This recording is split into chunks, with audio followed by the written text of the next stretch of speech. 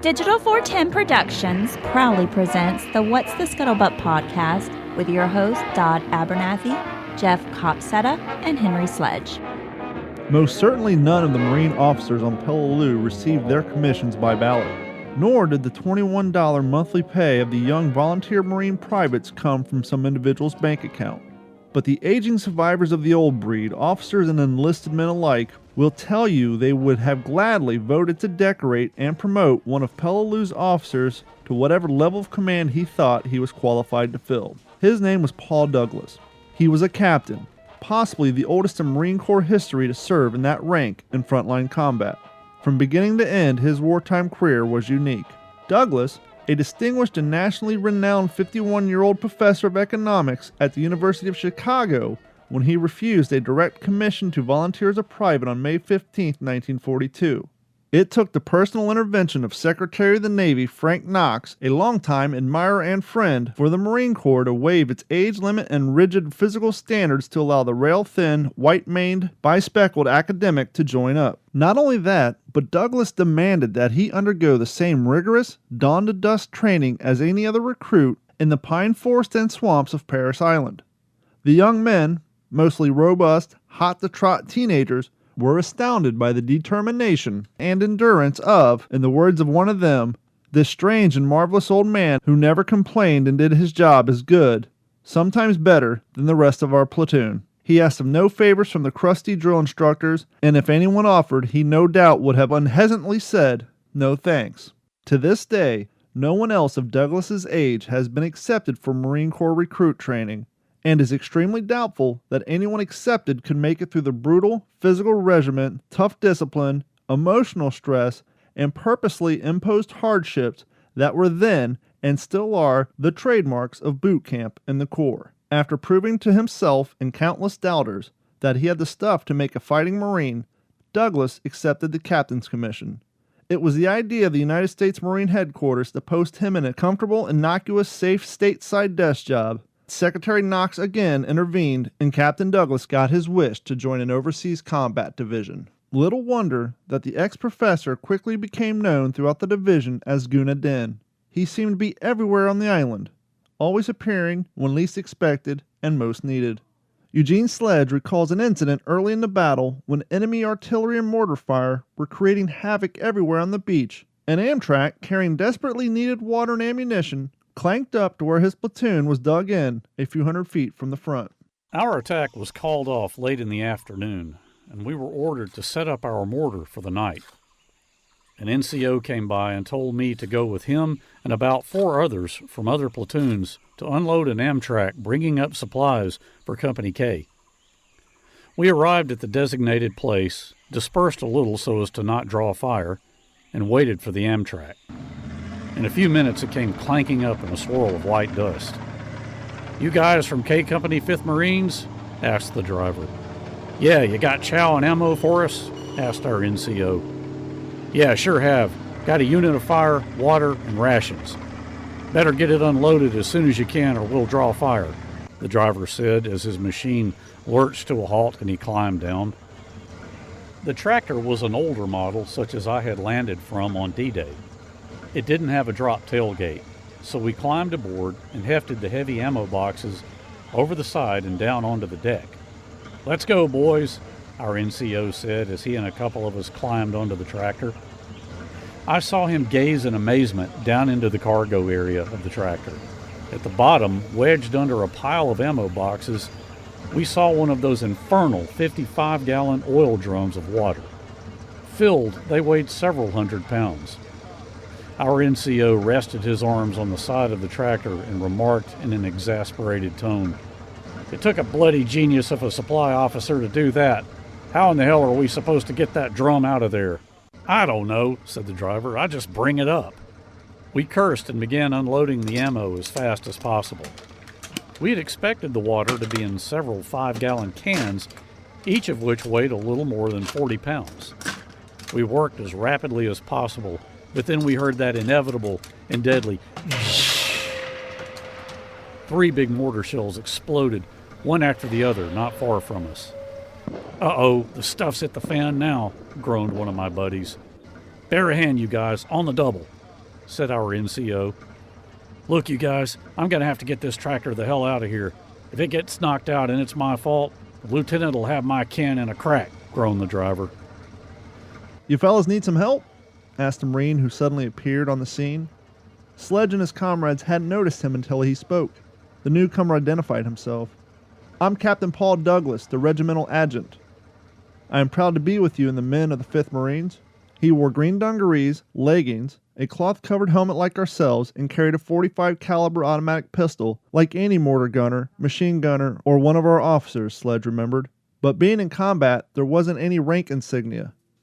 What astonished us was that he looked more to be 55 years old and wore glasses, a rarity among men on Peleliu, and when he took off his helmet, we all saw his gray hair. "Gosh, Captain, you don't have to be up here at all, do you?" one of the men asked as he passed ammunition boxes to Douglas. "No," the elderly captain answered, "but I always want to know how you boys up here are making out, and I want to help if I can." The men scampered for cover at the whish-whish sound of 3 more incoming mortar shells that exploded, one after the other, several yards away. They waited for another barrage, but none came. Douglas was the first to pull himself over the Amtrak's side as the shaken Marines followed to finish unloading the cargo with a new surge of energy. The cumbersome drum was hoisted overboard by a rope sling as the beat-faced NCO yelled out instructions, spouting a string of obscenities at the brainless fat-ass rear echelon bastard who thought filling a dirty fuel barrel with drinking water was a good idea. Several more mortar shells slammed down nearby shortly after the Amtrak was emptied, and the driver roared back towards the relative safety of the beach. Captain Douglas helped the working party stack the heavy ammunition boxes as he bade each man, "So long, good luck, and remember, keep your heads down," as he trudged down the slope.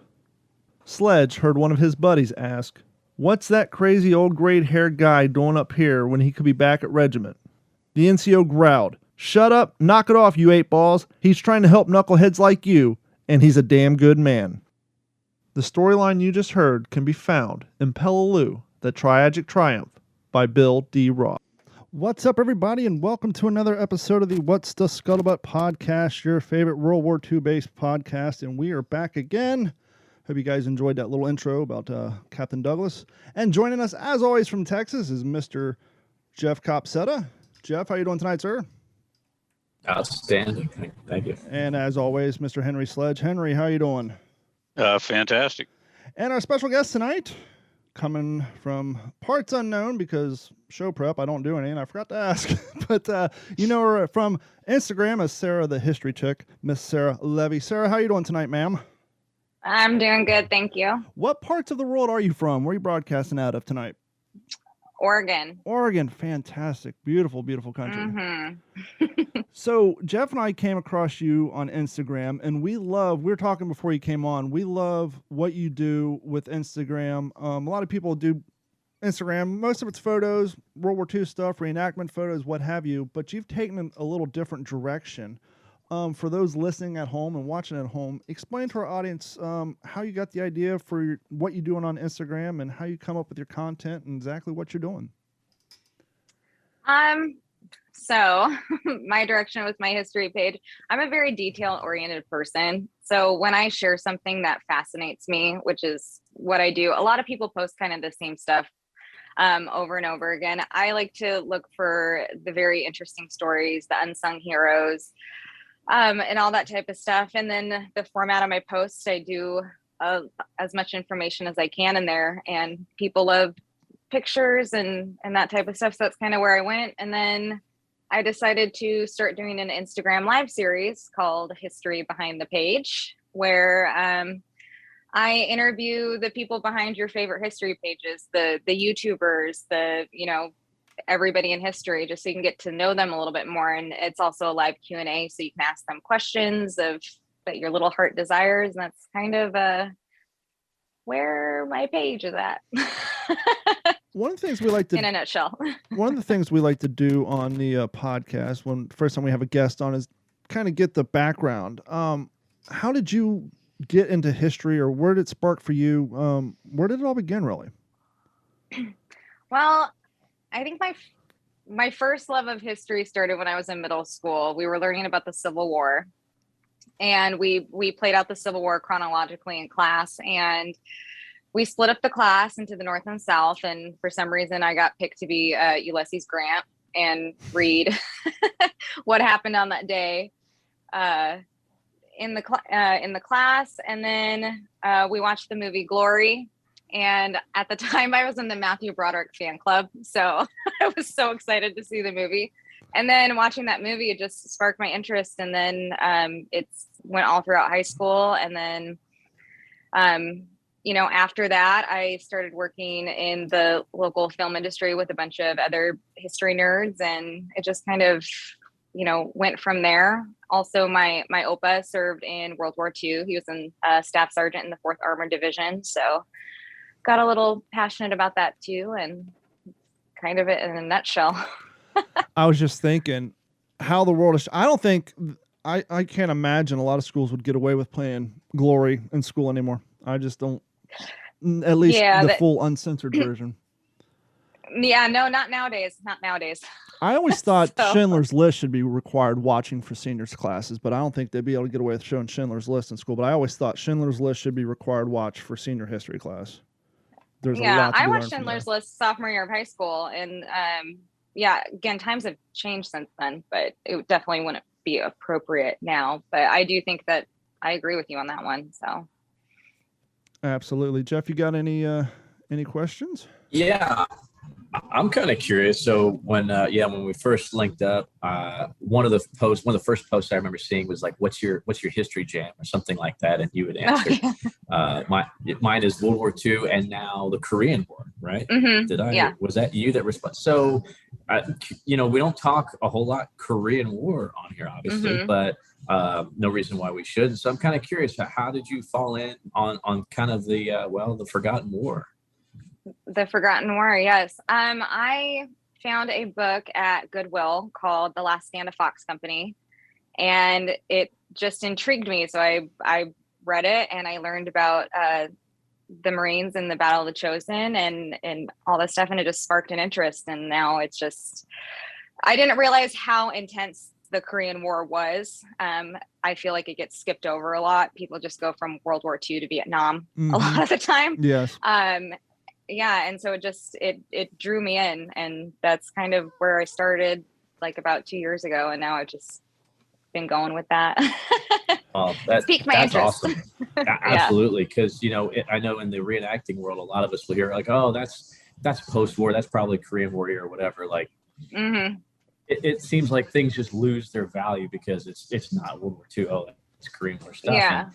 It's just sometimes that bothers me a little bit. Not that I'm a huge Korean War vet, but combat is combat, and our boys bled and fought and died, and no less than anywhere else in the world in the history of this country. So I found that fascinating. It's just something you don't come across. So congratulations to you and for you having the kind of platform that you do have to bring notice to that. I've seen you've done the same thing with an engineer, a combat engineer unit here just recently on your platform as well. So to get those stories out, just congratulations to you for doing that, because that's what this community's, all about. Either we're hitting the beach somewhere at a reenactment, dressing up somewhere, doing air shows, or exactly what you're doing.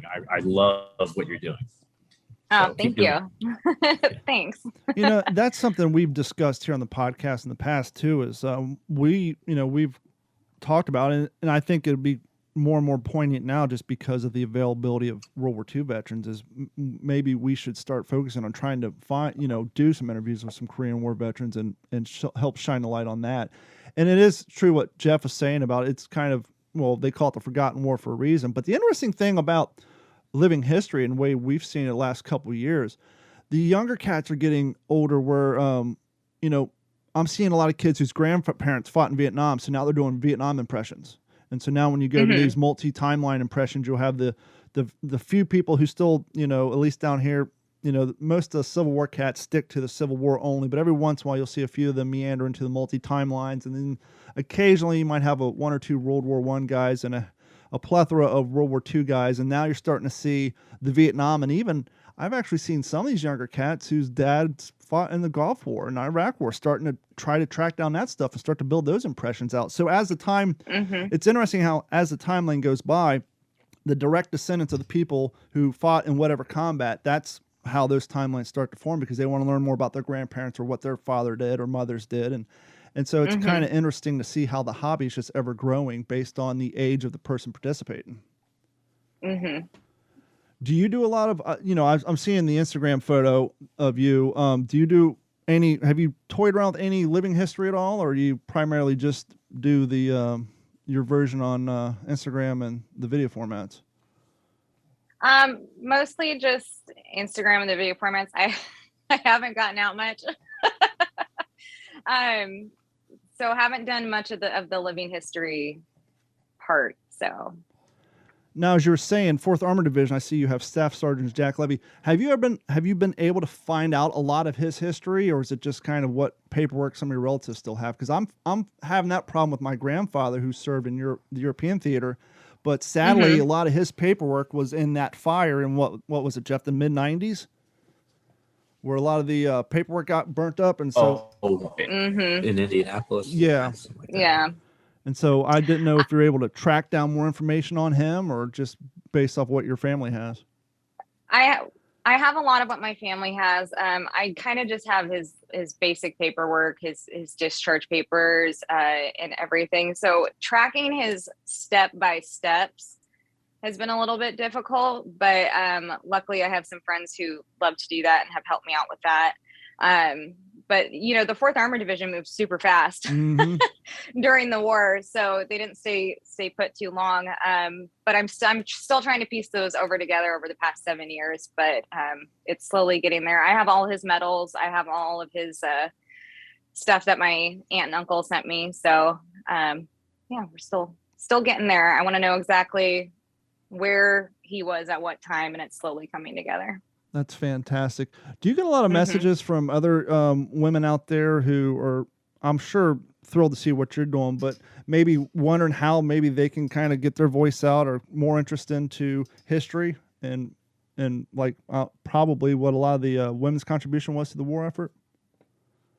I haven't received any messages like that. My page is pretty new, so I haven't reached out to other people, and other people haven't reached out to me that much. So, but we'll see. But the women's effort in the war is absolutely amazing. So, yeah. And I always love when I come across females in the living history world who talk about, the Women's Auxiliary Corps, and obviously the Army nurses and the women who served in the Marine Corps. And it's definitely one of those overlooked aspects when it comes to history. And it's great to see more attention shined onto that stuff. I agree. And I know Jeff has quite a few volunteers out there in Texas at his museum who do a lot of the coverage of the female contribution to the war effort. Yeah, I was just thinking that, and we are always recruiting, just to let you know. Next time you're in my neck of the woods. Yeah, I think at the air show we just had a month or so ago, I want to say I had about 11 or 12 gals in uniform, as opposed to about 6 or 8 guys in uniforms. So we were actually, kind of you wouldn't think it would be that, but I think it's very important. And the girls who reenact with me find it very important too, to make sure that we have somebody, if we're going to do a public presentation, we're going to have a girl dressed in every uniform service that they served in, between the Army WACs, the female Marines, the Navy Waves, Coast Guard SPARs, and of course, even though they weren't necessarily a branch of the service, but of course we have to represent the WASPs. Then the all-important, the gals back home, the Rosie the Riveters, gals with the Victory Garden. So, yeah, and I can tell you, too, that I just did a presentation. I'm a high school teacher working my way into the history department, but this is the time of year we cover World War II, in the curriculum. And I just did a presentation, last Friday, I guess it was, where I was like, okay, I know some of these students, how can I keep their attention for about an hour? And I basically split it right down the middle with, okay, I did some of the fun stuff first, dress a guy up in my Army, combat gear. And then I took another kid and I gave him a Mae West and a headset and a bailout bottle, talk Air Corps. and then shifted over to talk some of the all the acronyms with, talking about what the waves, what did that even stand for? Not just because it's Navy, it did stand for something, and something that I had just recently learned. Speaking of the WASPs, it was brought to my attention that if people know Walt Disney, everybody knows who Walt Disney is. Well, Walt Disney created a character for the Wasp, and I think Henry's shaking his head. He knows where I'm going with this. Finfarella is the kind of the winged gremlin that they use, kind of a lesser known Disney princess, but Walt Disney designed Finfarella for the Wasps. That was featured on their patch, and lucky to have one here at my disposal, be able to travel with and show kids. And then, of course, everything back home. I brought a 1943 steel penny in, and talking about collecting your cooking fats for explosives and copper and brass and rubber. And I love talking about girls' underwear going to war. Sure you do. Ladies were, I mean, who doesn't, right? Well, I didn't think we were going to go there, but I'm liking it. He's always looking for an excuse to talk about bloomers. But, still just... And I handed around a silk map. I mean, there's not a lot of people have felt, pure silk like that from that time period. So girls pulling off their silk stockings for maps, and of course the all important parachute.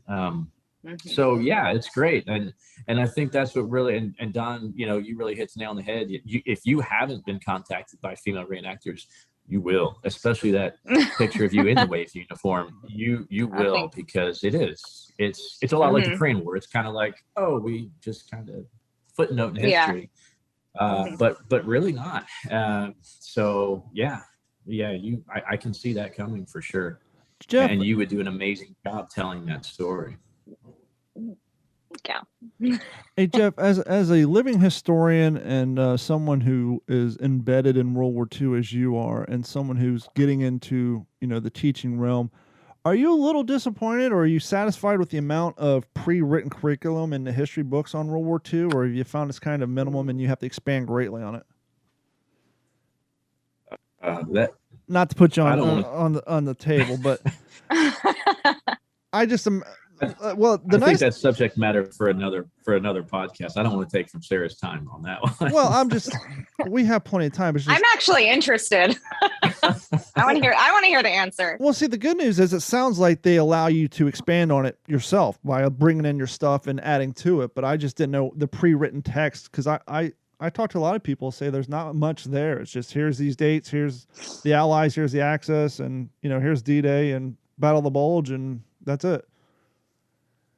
Well, yeah, and unfortunately, that's just how history has to be taught, because we have just such a short amount of time. It has to be, and that's why most kids don't like history, because it's memorization. And I've tried to kind of let these kiddos know, like, hey guys, history is everything that happened before right now. It's people, it's experiences, it's things that are relevant.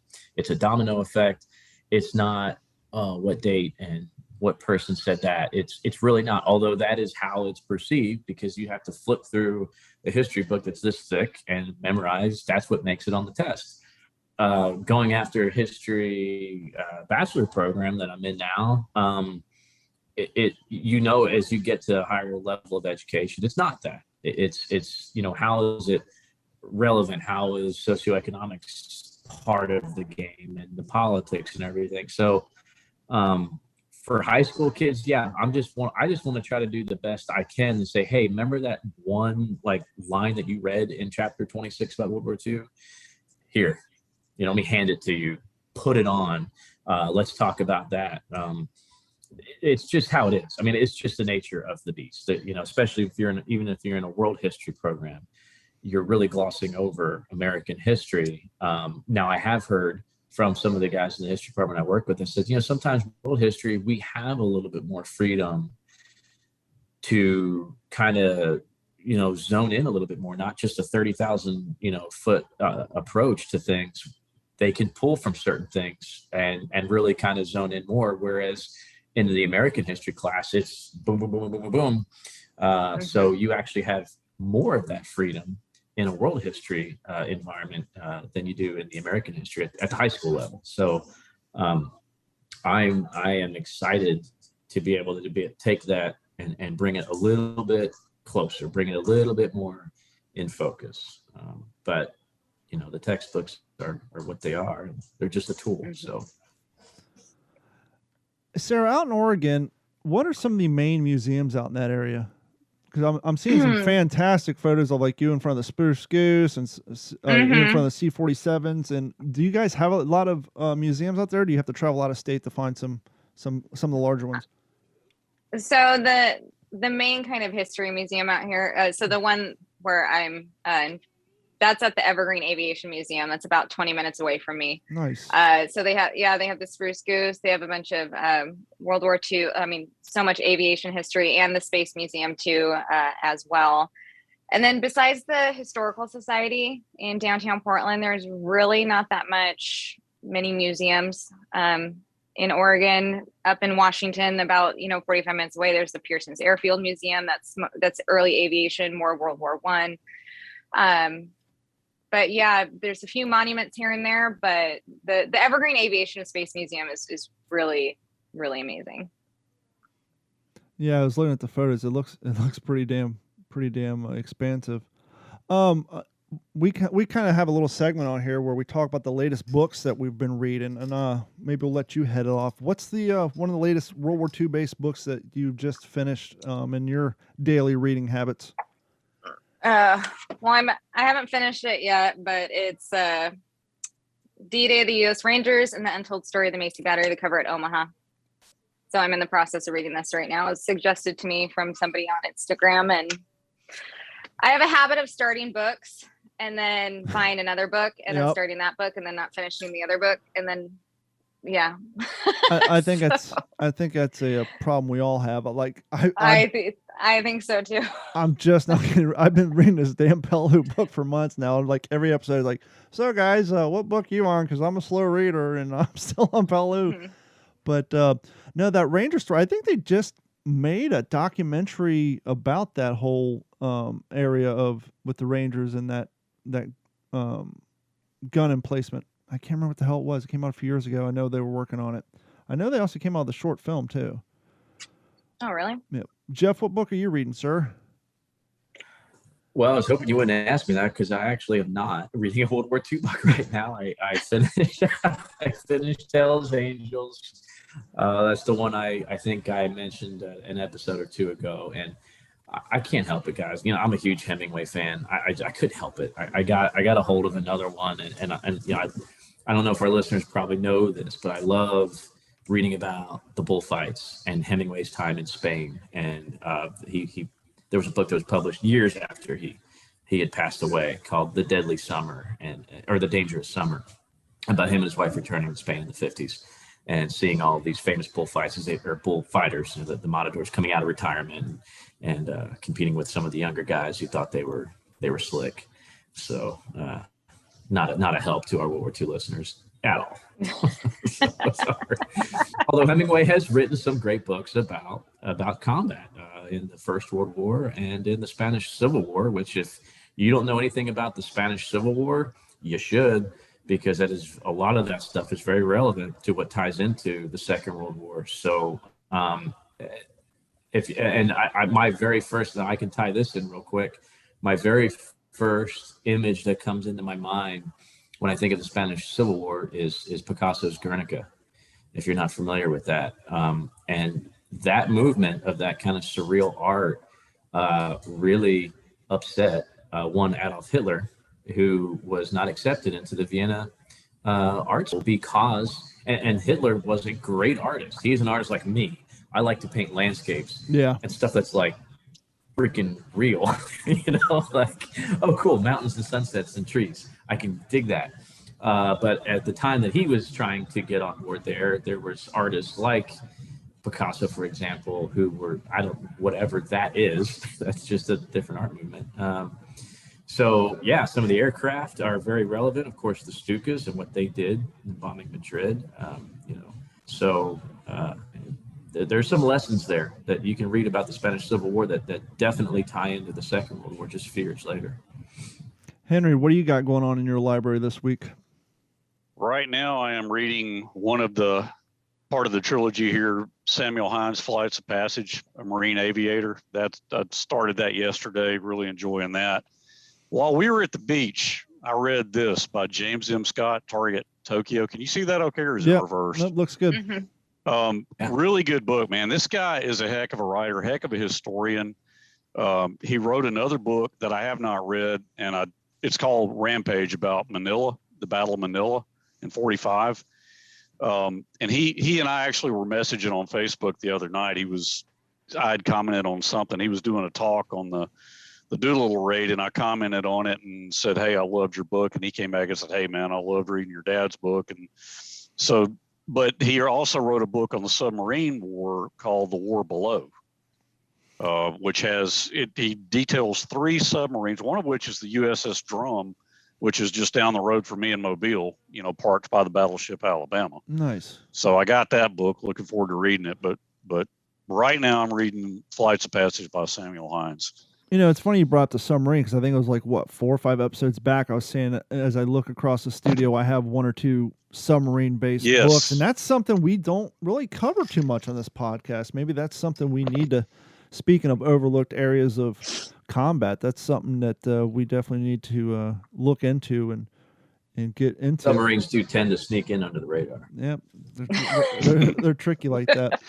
Hey, can I ask Sarah a question? By all means. So I love your connection to 4th Armored. So my uncle, my dad's older brother, was a tank commander in 741st Tank Battalion. So he was attached to 2nd Infantry Division for a good part of his World War II experience. But I know his uniform. I got a picture of him and my dad at the end of the war. And everybody asks me this. Maybe you can shed light on it, because I don't know the answer. His shoulder patch is 2nd Armored, Hell on Wheels. But I know from looking at his records, he was 741st Tank Battalion.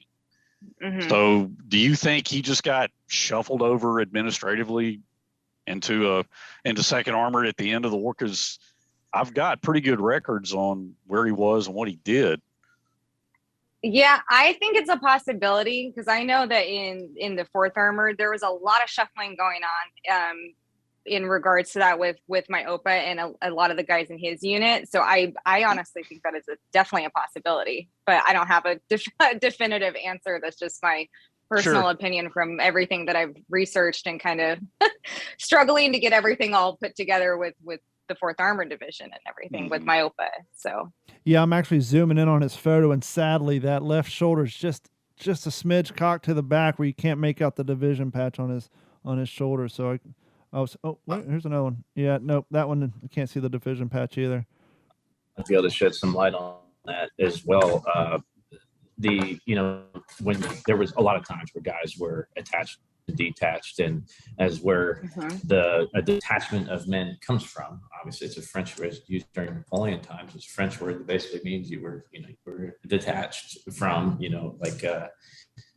from the larger group. But I know that if you did serve with multiple units, you had the choice. You essentially could wear the patch that you chose, especially in a garrison environment. Now, of course, if you're redeploying again, you guys need to look the same. But yeah, I mean, that happens a lot in today's combat as well. Guys get attached to a certain unit and they get to wear that, or whichever one they want. So that's interesting. And there could have been maybe just a lack of, seamstresses. There could have been a lack of, who cares? You didn't change it, but before your next official photo kind of thing, It'd be interesting. I think there's a million reasons. Are any of you familiar with the gentleman by the name of Freddie Spencer Chapman by any chance? World War II vet? I am not. The nice thing about your cell phone spying on you is they know what you're into. And like on my Android, if I swipe left, I have a news feed, and a lot of it either has to do with bass fishing, World War computers. And this story this from is going to go a whole other way. No, that's you and your women's underwear catalog that shows up. I was just about to say we've kind of covered a lot of ground here. But anyhow, theadventurejournal.com came up with this story that I'm reading, and I want to research some more on this guy. As I said, his name was Freddie Spencer Chapman, and the title is Alpinist and World War II Saboteur Freddie S. Chapman Was All Kinds of Badass.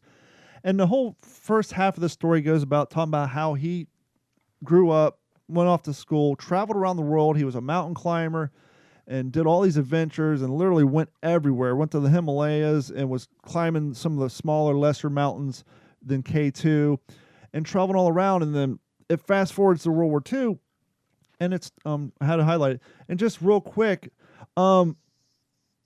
he basically ended up over in Singapore in February 1942, working for the British resistance. And him and about 2 other guys undertook a campaign of sabotage that Chapman later referred to as Mad Fortnight, blowing up 15 railways, derailing 7 trains, destroying 40 military vehicles. According to biographer Brian Menahan, the Japanese command believed that the campaign was the work of 200 highly trained commandos, and the Japanese deployed 2,000 troops to hunt down the 3-man group down. Chapman and his team quickly ran through their stock of 100 grenades and 1,000 pounds of plastic explosives, which they had packed into bamboo to fashion homemade bombs. And I'm reading through the story, and apparently he was a very meticulous note taker. And it wasn't after he woke up, because he obviously living in the woods. He was living with some of the locals, hiding out from the Japanese. And they, like I said, there's only 3 of them, and his 2 comrades ended up dying. And so he was living in the jungle with these locals. And it wasn't until he woke up one day and was looking through his diary, because he kept daily notes. And just in this little brief page, he realized he was in a coma for 19 days because he hadn't written any notes. And so he was so malnourished and so under-equipped. But he ended up surviving the war and going on. But I'm interested in this life of this alpinist and basically all-around badass who basically he traveled the world before the war. War came along, he joined up and then used his skills as a wilderness man and just completely, him and 3 guys just wreaked havoc on the Japanese. And so I definitely think that would be some interesting content to look into for the show. But yeah. Absolutely. So Sarah, what do you got coming down the pike? What's your plans for history and expanding everything that you're doing? I don't know. At the moment, I'm just kind of doing what I'm doing. Doing my weekly history behind the page interviews with a bunch of awesome history nerds, and I don't know, just yeah, that's kind of my plan right now. Have you considered maybe expanding the format a little bit and going more YouTube so you can have more time, or instead of doing just strictly live, maybe doing pre-produced stuff, or are you just enjoying the live format of it? So I've thought about YouTube. I'm very foreign to YouTube. I don't know how to use it. I don't know like any of that stuff. I've been really frustrated with Instagram lately. And so a lot of people have suggested going over to YouTube, but I'm open to it. I would have to look into it more because I don't know how that world works. So not to go too down far on it, because we've talked about ad nauseum on here. I can understand the frustration with Instagram just because it's owned by Facebook and they have the same. Mm-hmm. Oh, you want people to see your content? That's cool. Pay us, sucker. And so it's exactly. TikTok may be the way to go. By the way, TikTok, you get views without paying anything. So you could easily just take those same videos and just download them off Instagram and upload them right to, with a 3-minute format. But you can do lives on there as well. But I've been doing a lot more stuff on TikTok because of that. I lost my love for Facebook because, I had multiple pages and I've been on there for so long. And after a while, they just got so money hungry. It's like, wait a minute, I have so many followers. Why is only 5 of them seeing my posts unless I pay you guys? Exactly. And it's just so disheartening. Problem with YouTube is there's so much competition on there. It's so hard to get the viewerships up. And it's when you're starting to build an audience on a platform, it's kind of a pain in the ass to switch platforms in full stream. Yeah. And I'm not that competitive of a person too, so I don't know how good I would be at YouTube. So well, I mean, you just basically just pre-record your interviews and edit them and then upload them and away you go. Yeah. But the good thing about Instagram is because it is a live Q&A too, so people get to ask questions, during the live too. So that's why I think I've stuck with Instagram for a while, because I know the format pretty much. So, how long are most of your videos, Sarah? My history behind the page videos, they're an hour long. Okay. Hour long interview, and then so the beginning of the video starts off with everybody talking about how they got into history, what got them into it, how they started, dependent if it's a YouTube channel, whatever. And then we have predisposed questions that get asked ahead of time, and then it's open for people to ask questions during the live that they want to ask. Which one of your guests stands out in the back of your mind is, I don't know, maybe one of the most surprising episodes you did, or you go, you kind of go in these things want to go one way and it goes a completely different way, and you're just completely thrilled by it and just blown away at maybe how easy they were to talk to, how open they were, and just is there a particular guest you had that just stands out in your mind as one of your favorite episodes? All of my guests have been super fantastic, but last week, or was it the week before? I don't know. My concept of time is off. I had Freddie Joe Farnsworth on from, he's a military advisor for the Pacific Band of Brothers. Oh, we know Freddie Joe. Yeah, and he is he's fantastic. He's such a great speaker. He has amazing stories. He can carry everything along, and just one surprise after the other. It was great. That was definitely a really fun and good, informative interview. Yeah, we got Freddie on the calendar as well. When it comes down to tracking down your guests, are you kind of surprised how, or do you find most of them easy and willing to come on, or does it take a little footwork? I have not had to the thing is, for me, I'm not scared to ask somebody to come on, because the worst that they're going to say is no. Yeah. That's the worst that will happen. But I choose my guests on people that I love their page, I love their content, and every time I've asked somebody, let's see, I'll be doing episode 9 next week or this week, and everyone's been super ecstatic to come on and enjoy it, and I haven't had a hard time. I haven't had to pull any teeth yet. So no, I find sometimes if you're trying to reach out through social media platforms, if that person's not following you, your message goes into the other box, and a lot of people don't even realize the other box is there. And so they'll send you a message. You'll send them a message, and it's not that they're ghosting you. It's just you're in the other box. Yeah. And so sometimes you'll really get hoping that somebody will come on. They never get back to you because you're in the other box. Yeah. But in the mystery box. Yeah. Yeah. Oh, I saw you you sent me an email 3 years ago. I just found it in the other box. I actually had a friend on Facebook I grew up with. That's kind of how I got into the military stuff. When I lived in Ohio, his father was a Marine Corps gunny sergeant, and his mom was retired Navy, and we lived in a neighborhood. And I basically lived at his house through the summers and all that. And then I moved away in middle school, and fast forward 18 years, I found him on Facebook, sent him a message, and 2 years later, he's like, "Oh yeah, that is me. Sorry, your message was in the other box." And so it's like, well, thanks for getting back to me. Yeah, right. Is there, the interesting thing about history and World War II, for example, is there's a little niche thing that people grab onto. For me, it's M1 helmets, canteens, which is a weird one. I love researching canteens and life preservers and things like that. Do you have a little weird obsession with something that you can't explain, just a fine-tuned in thing about World War II, or a specific topic on World War II that just for some reason grabs onto you and you can't get enough of?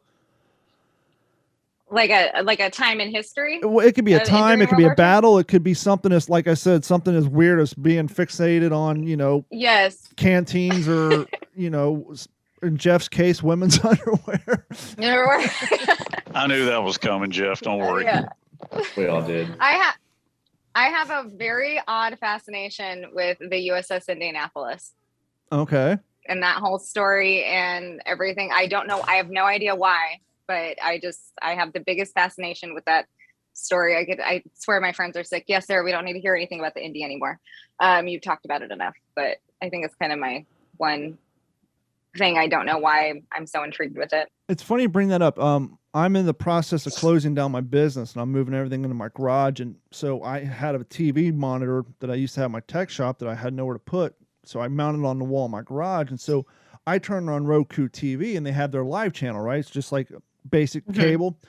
And I was flipping through, and I was watching this documentary. I'm not sure when it was put out, but it was old. It was long enough ago that the few survivors were doing an interview, and it was crazy hearing firsthand accounts of, not only the sinking that we all know about, but getting damaged by the kamikazes and all that during the battles in the Pacific, and then heading back home, and then that's when they got hit, and being in the water for 4 days, and hearing the firsthand accounts from those guys, and it's just, I don't know if it's because I'm getting older and things change, but I seriously was standing at my garage starting to like get teary eyed and cry and listen to these guys talking about the freaking nightmare, and and how happy they were when the planes were flying over and kind of giving them the wing tilt to, hey, we've seen you.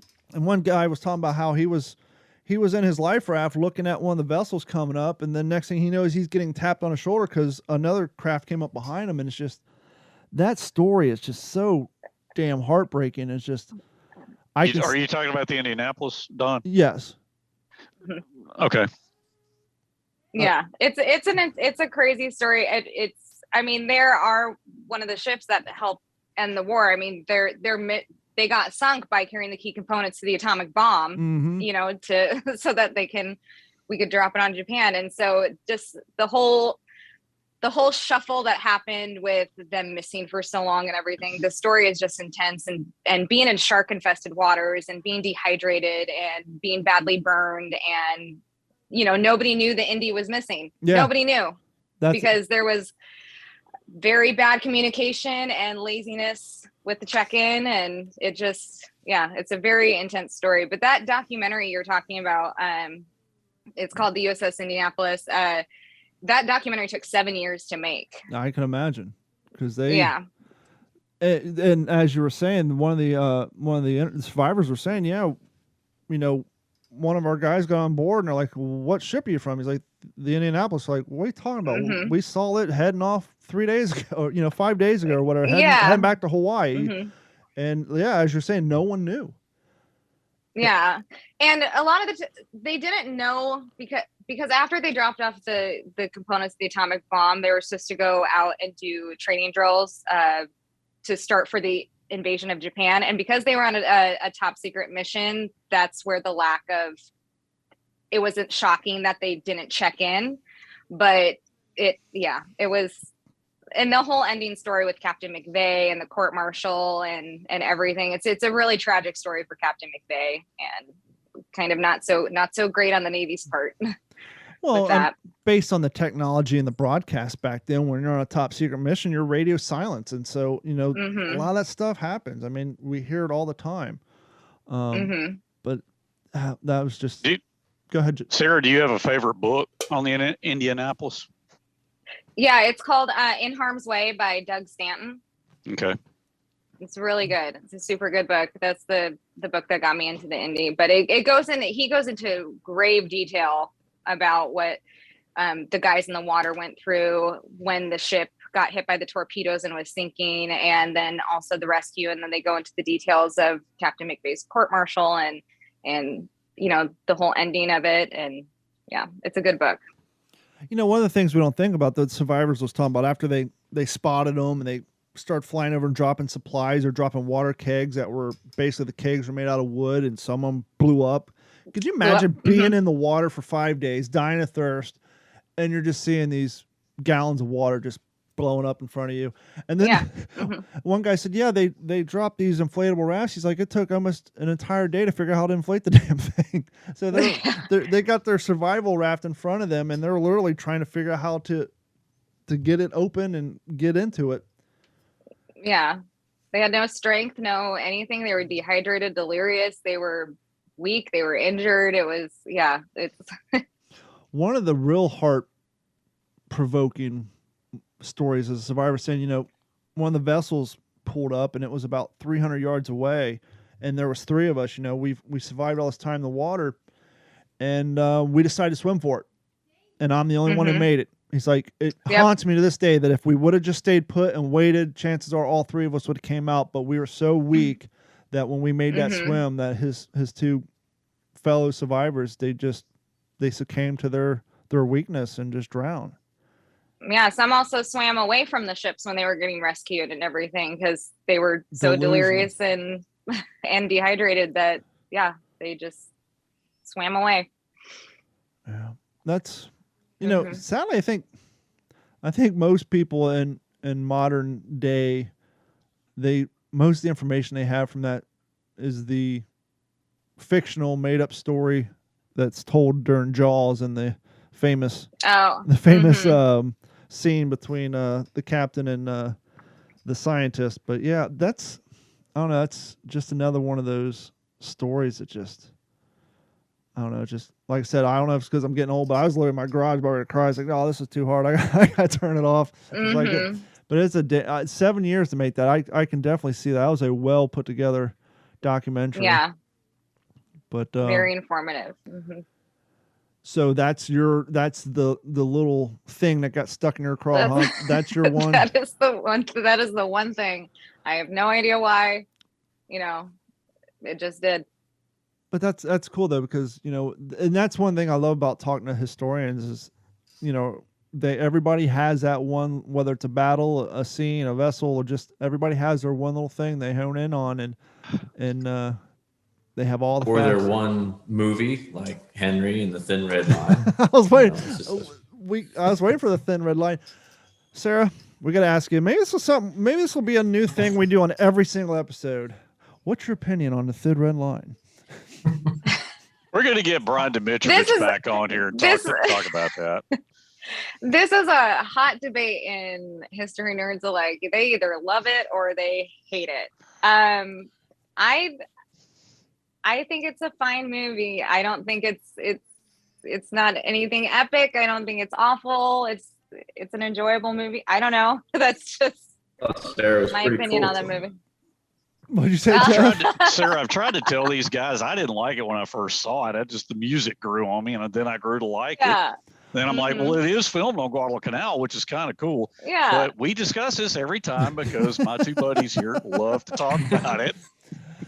Well, and I said, the first time I saw it, I was like, oh, this is rough sledding. And then I went back, and because of the podcast, I watched it about 4 months ago, and I realized the problem with it is it's kind of a movie made for people who know a lot about the subject.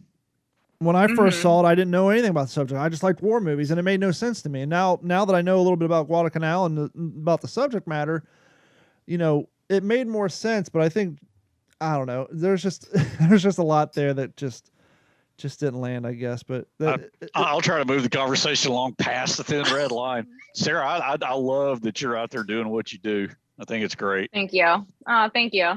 How can you pass the Thin Red Line? Do what, Doug? How are you going to pass the Thin Red Line and not show it the respect that it... We'll go back. Let's talk about our favorite scene. Right back. Okay, you're absolutely right. We're going to segue from the Thin Red Line and go straight to Wind Talkers.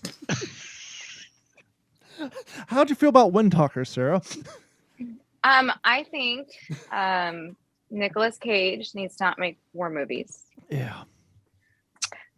Same thing.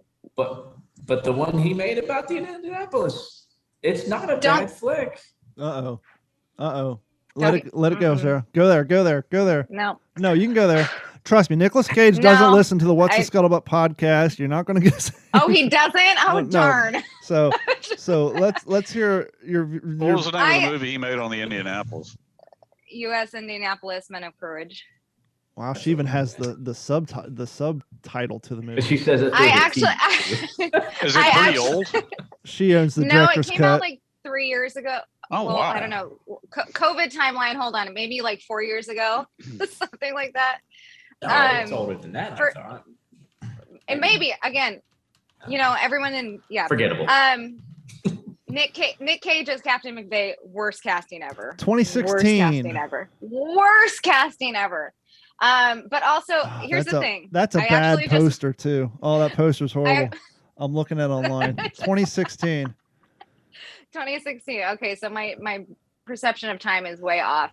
Here's the thing with that movie. If you're somebody who doesn't know a lot about the USS Indianapolis and likes kind of like the romance movies, like the Pearl Harbor-esque movies, you're going to like the USS Indianapolis Men of Courage. But if you're somebody who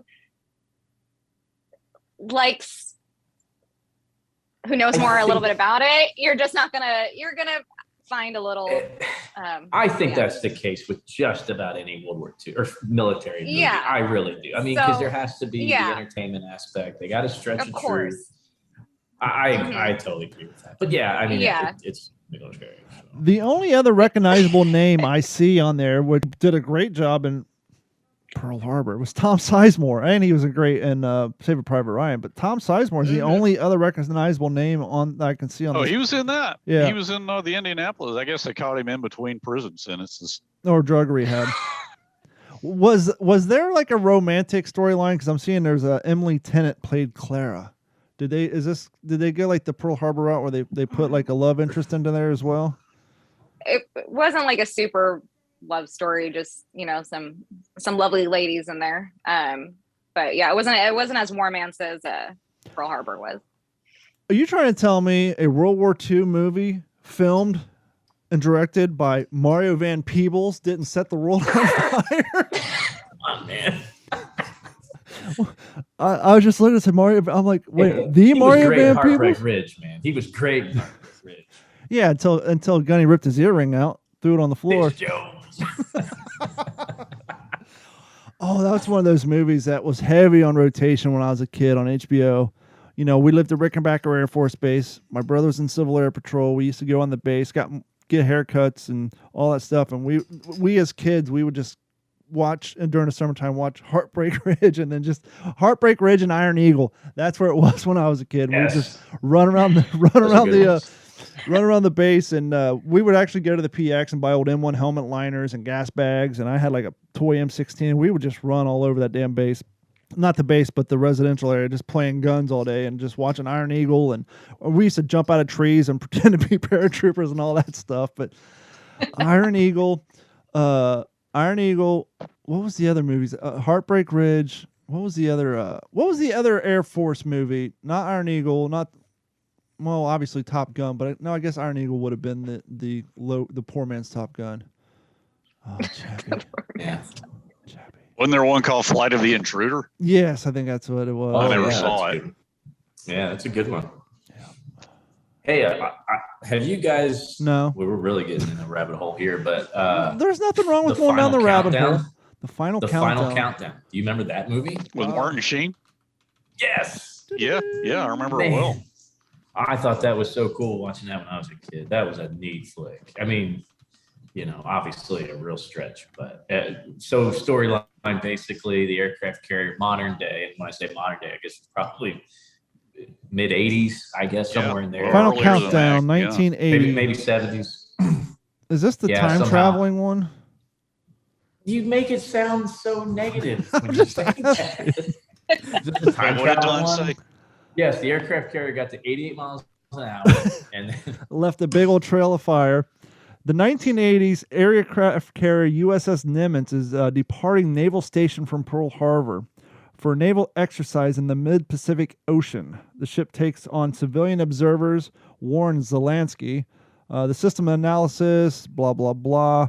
So, yeah, it looks like there's some sort of lightning storm, which always happens in the 90s. That's the 80s and 90s, because after all, that's how you change bodies too, is lightning storm. Next thing you know, you're an old man and he's a young man and all that stuff. I've heard about this movie, but I've never seen it. Jeff, I loved it. Come on. Yeah, I thought it was cool. Because that was back in the days. I was pretty young. I wanted to be a Navy pilot. That was before that dream got trashed. Yeah, there you go. I thought it was pretty cool. I knew a guy. So what carrier did it say it was? The USS Nimitz. Nimitz. Oh, yeah, that does. Okay, so charged into a storm-like vortex. Used was the Ranger, the USS Ranger. I thought was the one that I met a guy years ago that was on the carrier in the Navy, assigned to it when they were using it for the film, and I wanted to say it was the USS Ranger. Hold on, I'm looking. We don't have to go look that up. Oh, I'm looking, baby. I'm there now. That important. But I thought that was a fun film, and I also liked Forever Young. If you remember the early Mel Gibson, he was a Army Air Corps, and nobody, no, nothing here. No, he was an Army Air Corps test pilot. He flew B-25. This is before America's involvement in the war, and gets rolled into some experiment where he is essentially cryogenically frozen. Oh, come on. This is getting better and better. Hey, we'll know the show has gone off the rails when somebody brings up. Man, I'm going to catch so much heck for this episode. Okay. Hey, Don, I don't ever want to hear another word Hot Shots. Hot Shots and Hot Shots Part 2. Once we bring up Hot Shots, we know the show has gone off the rails. But seriously, he's an Army test pilot. It's just great because you get to see the old cars and the cafes and the diners and stuff like that. Just that whole feel. And he's got the love of his life, right? And he thinks that she is killed in a car accident. So he volunteers for this crazy program, wakes up 50 years later, right? It's the 90s now. These kids find him, this old Army Air Force experiment, and he was still frozen. And of course, this is Mel Gibson, so this is decent acting here. So anyway, long story short, he finds out that the love of his life did not die in a car crash in like 1939. And the rest of the movie, he's trying to find her as he is rapidly aging, as everything is kind of catching up to him. But he's a B-25 pilot. It's pretty slick. I'm going to stop talking now. While we're on bad 1990s semi-military movies, here's another one for you, Jeff. We were talking about when we were kids, okay? Toy Soldiers. Remember Toy Soldiers? Just think, Colombian terrorists take over a boys' school. Mm-hmm. I do remember that. Yeah. Sean Austin. That was another vehicle for Mr. Lou Gossett Jr. He was in his prime. I'm not judging you for that. Henry's like, do you remember that old movie, The Great American Train Robbery, that Thomas Edison did? Remember that when I was a kid? Oh, yeah. Now we're reaching. Let's just, quick, take a shot at Henry now. No, he was watching Gunsmoke. I was watching Hogan's Heroes, man. By the way, this derailed episode of the What's the Scuttlebutt podcast. If you guys, I was getting ready to go into our normal spiel, but seeing I'm shutting my business down, I don't have to do that one anymore. But if you guys want to support the What's the Scuttlebutt podcast, please head over to WTSPWWII.com. Click on that Patreon link, sign up. It's only $1 a month. And if you really, really like us, you can do the long arm short pocket plan, which is $7.50 a month, and get your free T-shirt, maybe the one that Jeff's wearing, and we'll send that to you after month 2. And as always, please like, subscribe, and on all the platforms. And if you're on iTunes, which a lot of you guys are, please give us a nice review, a 5-star, and all that good stuff. And you can support the show that way. That's the best way to get the word out and all that good stuff. But this show has been blown up. Like I said, we are now booked out, I think, until the end of mid-May now, I think. And Dan Carlin's May 16th, I think. Yep. And things are just trucking right along. Sarah, I want to thank you so much for coming on. And if we got everything in, unless you got some more, maybe we can do some 70s movies and we can go down that route. Oh, rabbit hole. No, thank you so much for asking me to be on. Actually, before we wrap it up, nice, you guys. Let's clear the water a little bit. Jeff threw out a bad USS Indianapolis movie. What's one that you recommend for people to watch? Something a palate cleanser, other than that great documentary. I am seriously completely. It's so funny. I was sitting here during this whole podcast trying to think of the movie. It's a Stacy Keach movie. Came out in 1993, and I'm completely blanking the name of it. And it's funny because I just posted about it the other day, but I'm having a Sarah brain fart right now. And yeah. Stacy Keach movie with like Mission of the Shark. Mission. Yes. Yep. The Saga of the USS Indianapolis. Good movie. Let's see who's on that. What was the title? Oh, hey, this is right up your alley, Henry.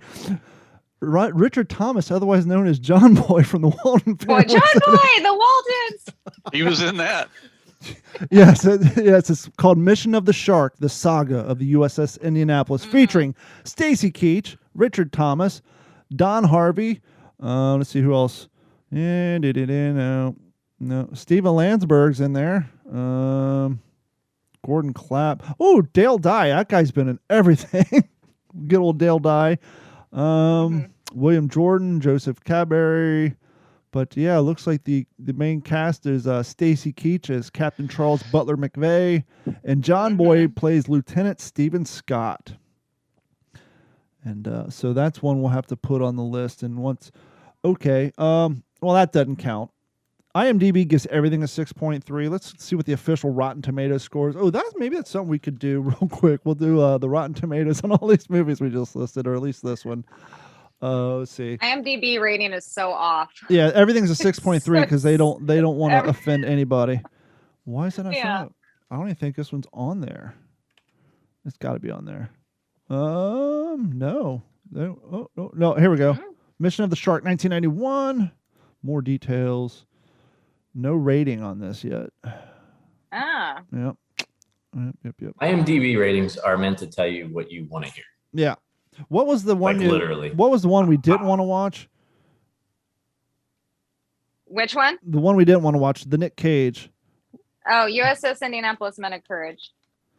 Oh, USS Indianapolis, the final chapter, came out in 2019. Don't know who's in that one. It says unknown actor.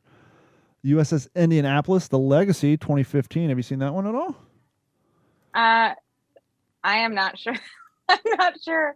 I've only seen the Mission of the Shark, the really bad Nick Cage movie, and then a bunch of documentaries on it. Well, she can't be slammed for saying the really bad Nicolas Cage movie because it has a 17% with the top critics and a 30% with the audience. So even the audience didn't care for it. And so yeah, it's no offense to anybody who liked it, but that's just my opinion.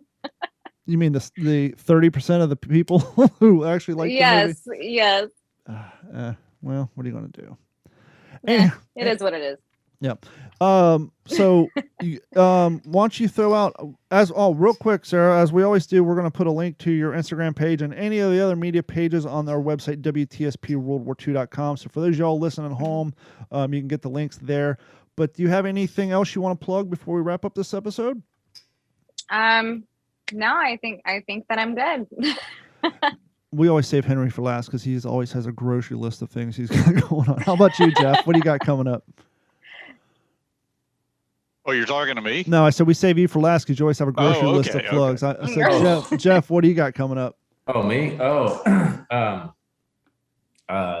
Nothing I want to talk about right now. I've got some stuff in the works, but I just want to throw out there, I'd like to vote that we bring Sarah back on maybe in July when we're a little closer to the anniversary of the Indianapolis, and let her just have an episode on the Indianapolis. Yeah, I think that would be really slick. Yeah. You thinking that would be fun. There's your homework assignment. We'll have you prepare 40 minutes on the USS Indianapolis, and we'll come on, we'll intro you, and then we'll just sit back and pull that string and just let you go.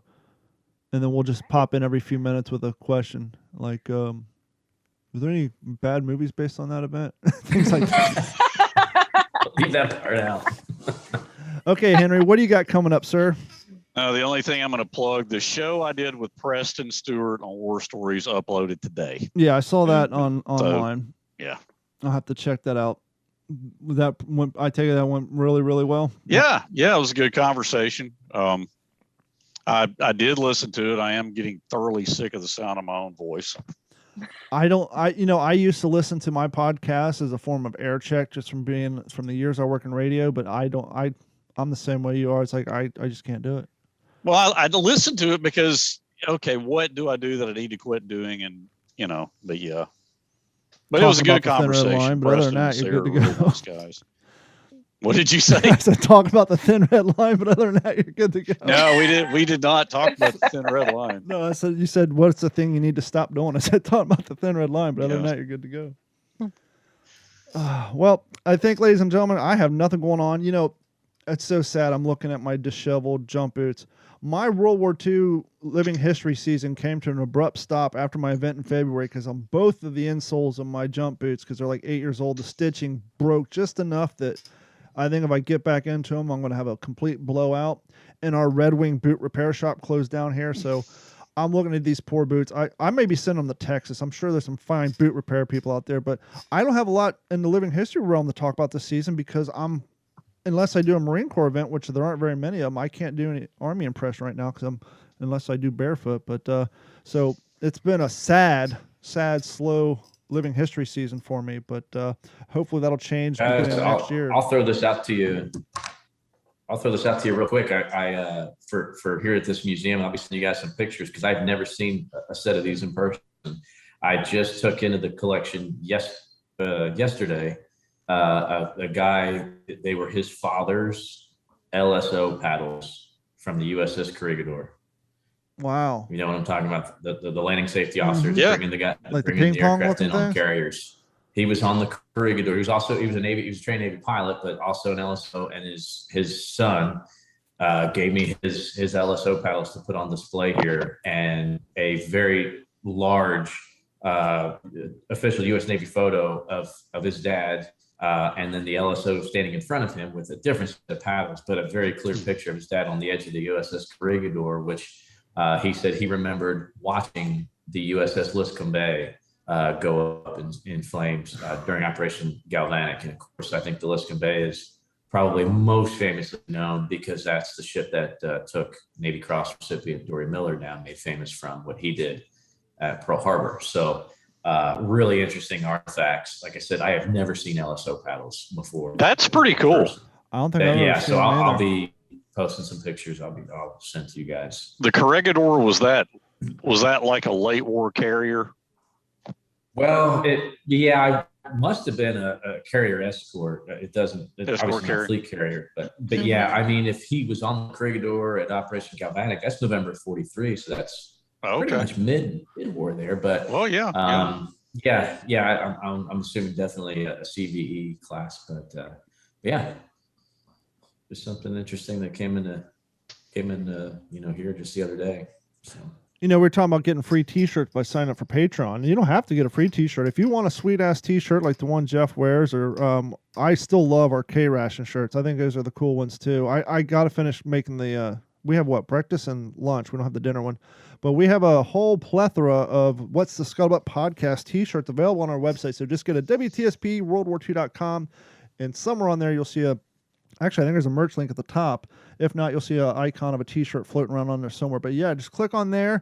When you go to order, use the promo code ILISTEN, all capital letters, all one word, and that'll save you. Wait, there's a promo code? Not for you, but for our listeners. Money on this? Because you don't listen.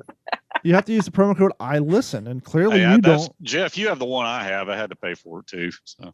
No, it's not free. It just saves you a few pennies. But yeah, use that promo code ILISTEN, and it'll save you like $4, I think. And but yep. And as always, send us an email to mailcall@WTSP. This is really going to make Jeff upset.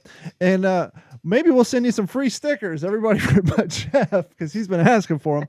Send us an email to mailcall@WTSPWorldWar2.com. And I got to get the Cricut fired up, and because I got to print some stickers off for Jeff and Henry and anybody else who wants them. But yeah, send us an email at mailcall@WTSPWorldWar2.com, and just let me know if you want the stenciled logo or what we refer to as the Meatball Lucky Strikes logo, and we will get some sent out to you. But for myself, one Jeff Copsetta, and one, are you all right, Bailey? Bailey's down there snoring in her sleep.